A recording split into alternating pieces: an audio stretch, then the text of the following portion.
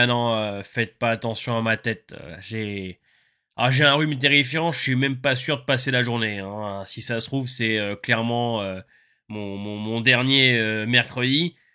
En plus de ça, hier, j'ai voulu manger McDo et je me suis dit, tiens, si je me refaisais un filet au fish, ça fait longtemps. Et bah, sachez que au-delà d'avoir les narines bouchées, j'ai aussi un autre endroit de mon corps qui, par contre, lui, ne l'est pas. Voilà. Donc, je vous passe les détails, mais c'est assez terrifiant. Aujourd'hui, on va regarder le sneak peek. On va regarder le sneak peek de Daryl Dixon. 2 minutes, il dure, donc je pense qu'on aura quand même des choses à se mettre sous la dent. On parlera bien évidemment en fin de vidéo de tout ça, on théorisera. Il y a aussi un teaser qui est sorti, la vidéo est prévue pour la semaine prochaine, on a le temps tranquille, parce qu'il y a pas mal d'images sympathiques à analyser. Et après, sur le mois, ne vous inquiétez pas, j'ai toujours prévu des vidéos sur le lore. Il y a lundi qui arrive, on a l'avenir de la CRM, il y a une vidéo sur Okafor, je pense faire une vidéo sur la suite de The One Who Live. J'ai peut-être des petites idées de théorie par rapport à ce que Bill avait laissé avant de mourir dans le final. Ouais, je sais que c'est encore un peu douloureux, mais de toute façon, on peut pas faire autrement. Donc on va analyser ça ensemble, le petit pouce bleu et l'abonnement est toujours le bienvenu. On se regarde ça, et on en parle juste après.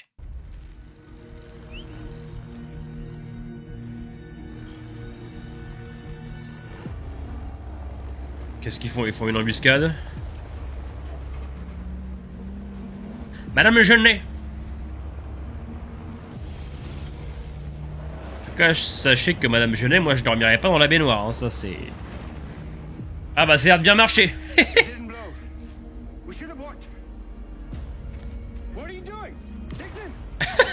Daryl s'en bat les couilles. Ah. Ah putain, Jeunet, ça y est, elle est morte.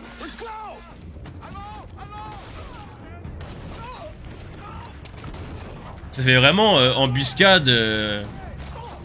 La résistance contre les Allemands un peu, je trouve. J'aime bien. Oh.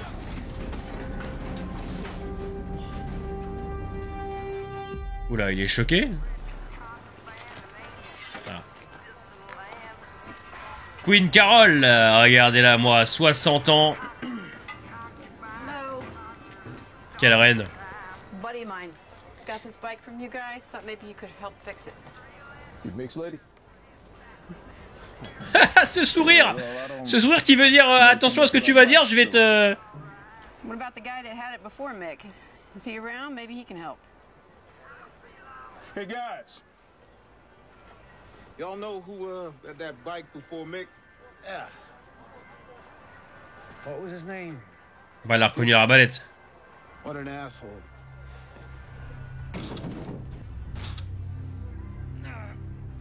Asshole or not, can he fix the transmission?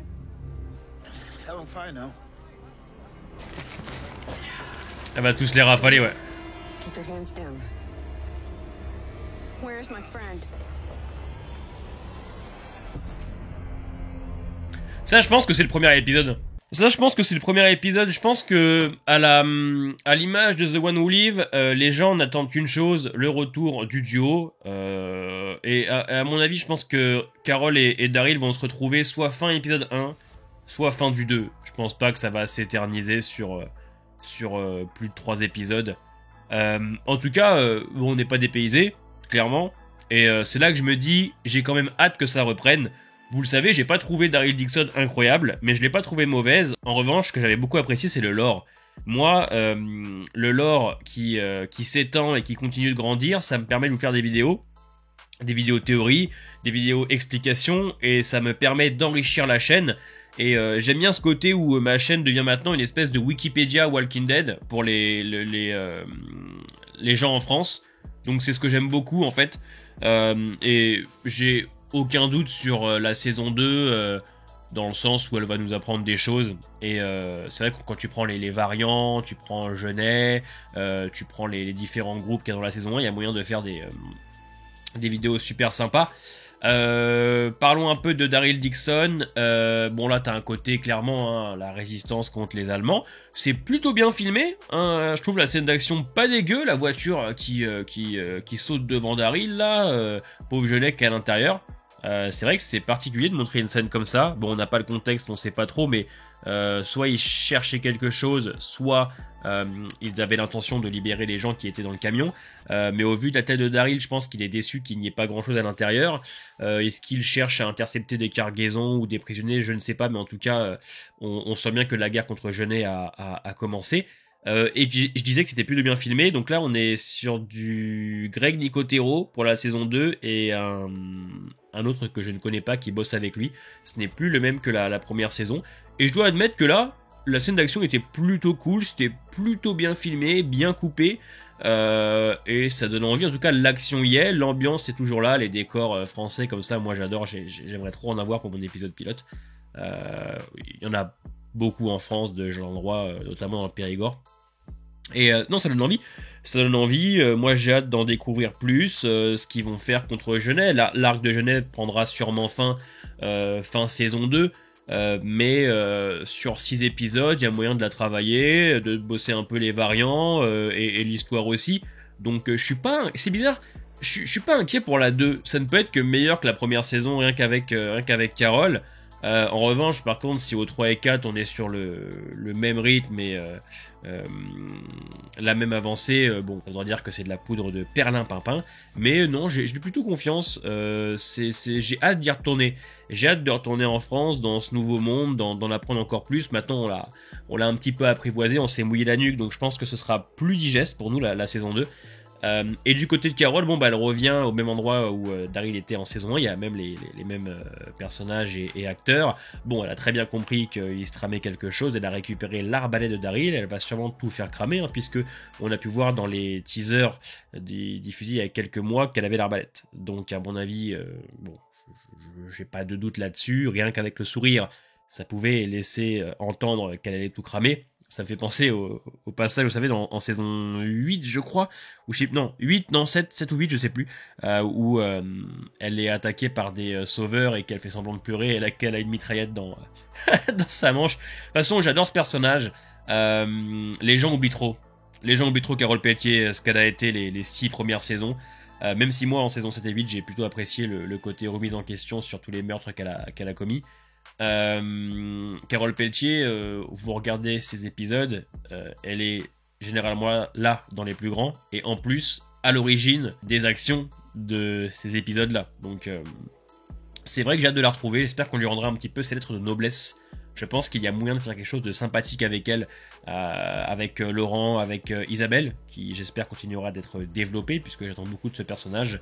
Et non, j'ai hâte de savoir comment ils vont se retrouver, qu'est-ce qui va se passer. Bon, je suppose que son arrivée en France à Carole sera un petit peu bateau, et j'ai du mal à croire qu'ils vont faire quelque chose de super cohérent ou de réaliste. La chose qui peut être intéressante, et je veux pas qu'on s'emballe, mais on va pas s'interdire de rêver non plus, c'est que le Major Général Bill avait expliqué, avant de mourir, qu'il y avait des espions partout dans le monde. Donc pourquoi pas en France? Si ça se trouve, le groupe de Genet, il y a un espion. Peut-être que Genet elle-même est affiliée à la CRM. On sait qu'elle fait partir des bateaux du Havre aux États-Unis pour récupérer des prisonniers et faire des expériences. Donc en vrai, ce serait pas totalement déconnant qu'on apprenne que le groupe de Genet, il est déjà fait des affaires avec la CRM. Et si ça arrive, en vrai, c'est très cool. Ça permet d'étendre le lore et à ce qu'on comprenne que tout ce qu'a dit le Major avant de mourir a l'air plutôt d'être vrai. Donc ouais, je suis très curieux de savoir ce qui va se passer quand même. 6 épisodes, on sait qu'il y aura une saison 3. J'espère juste que on va aller plus en profondeur sur la fameuse scène post-générique. On n'a pas eu de réponse en première saison, il faut tout balancer dans la saison 2, il faut qu'elle soit bien rythmée, il faut qu'on apprenne des choses, et si c'est le cas, je pense qu'on passera un excellent moment. En tout cas, moi j'ai hâte d'y retourner. Enfin, je dis pas que j'attends de fou furieux, mais j'ai une petite hype. J'attends énormément Dead City. Mais ouais, attendez, je crois que je vais éternuer. Excusez-moi. Donc ouais, je suis plutôt hypé.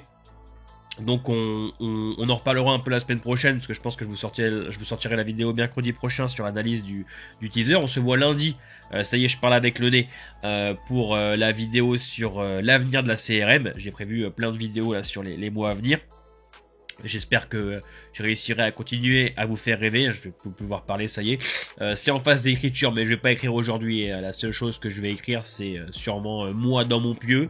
J'ai commencé à écrire hier. Aujourd'hui, ça va être un stand-by parce que je pense que, comme je vous dis, je suis même pas sûr d'atteindre les 15 heures. Je pense que je serai parti avant 15 heures.